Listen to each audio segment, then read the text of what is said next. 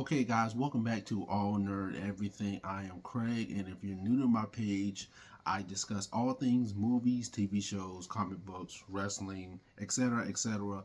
But in a couple of weeks, 2024 is coming to an end, and I feel like this year has had some ups and downs in terms of great and terrible films.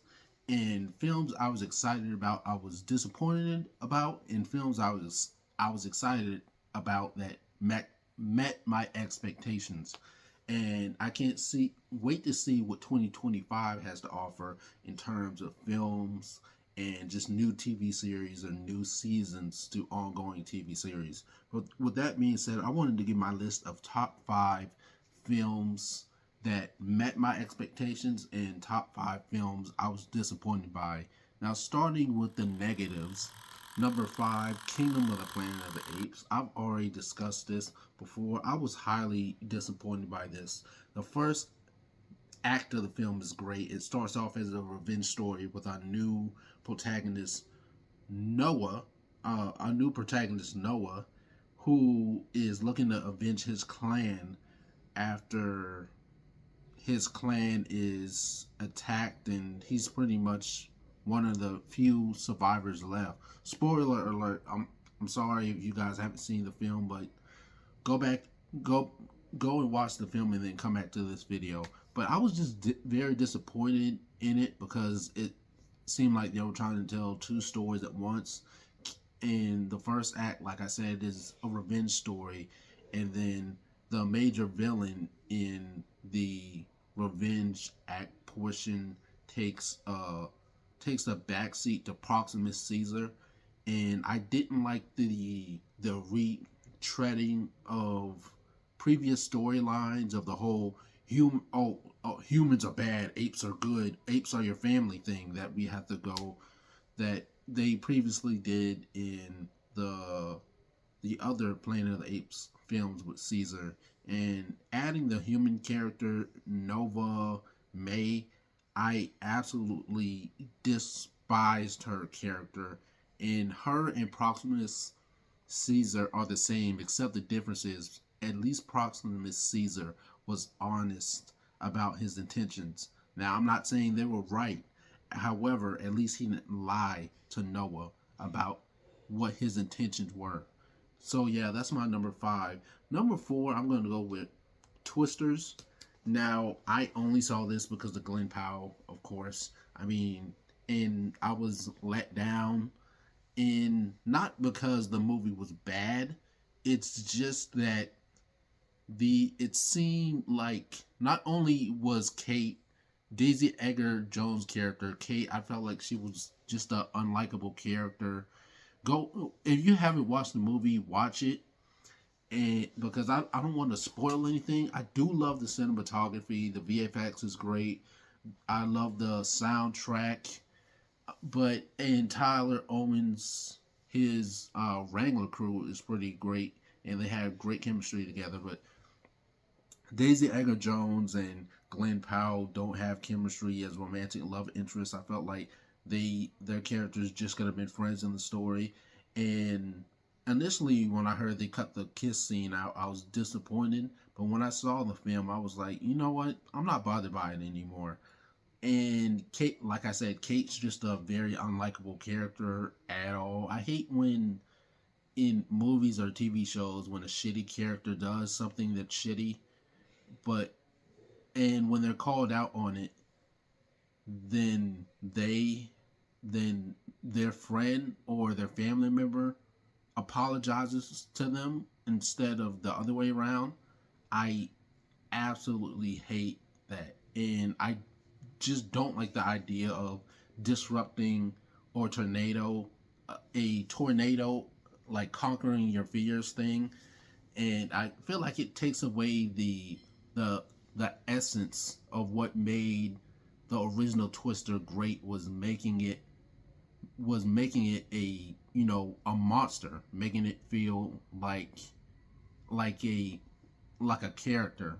But it takes a backseat to conquering your fears and mental health and all this other crap, which I wasn't a fan of at all. But yeah, that's on number 4 is Twisters. Number 3 is, for the love of me, I'm trying to remember, Immaculate. Now, Immaculate isn't bad. I applaud Sydney Sweeney for getting this movie done, like getting this movie into production, because she auditioned when she was 17 and they put this film on the back burner for years. So I'm glad that this film actually got to see the light of day. However, how many times are we going to see the evil nun storyline, the evil nun or the pregnant nun storyline in horror films? I feel like it didn't really add anything new to the genre or new to the the horror trope at all, and it was just decent. A lot of people loved the ending to this film, but I just thought the film was just kind of overall. But number 2 is a film that I didn't really care about going in at all, and that was The Strangers Chapter 1. And I totally forgot this film came out this year, and they were doing back to back. Apparently, Strangers Chapter 2 was pushed back because of the negative reception of this film. Both of the characters are stupid at all. Both of the characters are really dumb and they just do stupid shit throughout the film. One of the characters is smoking weed in the film in the middle of nowhere in the woods when there's 3 killers involved, which is very stupid. And on top of that, why are we wanting to know? I don't want to know who the strangers are. It was established in the first film that they're doing what they're doing because they're psychopaths and they get a joy out of torturing people. That's all I want to know. I don't need to know their backstories. I don't need to know any of that. So yeah, it was just a huge letdown. The characters are stupid. Stop trying to unravel who the killers are. Sometimes in horror films, killers don't need a backstory. Sometimes they do, sometimes they don't. It depends on what the story's about. But in this case, I don't need to know anything about the strangers at all. And yeah, leave it be. Yeah, and yeah, this movie was just ugh, all over the place. And finally, number 1 for the biggest disappointing film of this year, in my opinion, is Miller's Girl with Jenna Ortega. For the love of God, this is the worst film of the year. I was not excited about it. I didn't even pay to see it at all. I'm not going to say how I watched it, but I I wish I could take my time back from seeing this film. I'm tired of the whole inappropriate relationship trope that they do with the teacher and the student. They do that all the time, and it's always a white dude for some reason. That's always the teacher, which is, I mean, very odd and bizarre. But yeah, this is just, oh God, it was terrible. I mean, did the budget so bad that they couldn't afford other actors to play students? Because there's hardly anybody in this film. There's no parents in the film. There's no students in the film. Like, a lot of the classes are empty. And it's just, the writing is absolutely terrible. Just because a movie has a good message in it does not mean it's good. A lot of great actors have to take L's in their film career, and this was Jenna Ortega's first L. And I'm sorry, but God, Jenna, whoever told you this was a good idea, really, yeah, that really did not do you any favors at all. So that's my list for the top 5 disappointing films of 2024. Now, as far as top 5 2024 films that lived up to its hype, starting with number 5, I got Bad Boys Ride or Die. Now, Bad Boys Ride or Die is the final entry in the Bad Boys installment. I love the cinematography, the VFX, the action sequences are great. I saw the behind the scenes of one of the action sequences that's shot in the film that Will Smith uploaded to his Instagram before the film came out, and it just made me even more excited.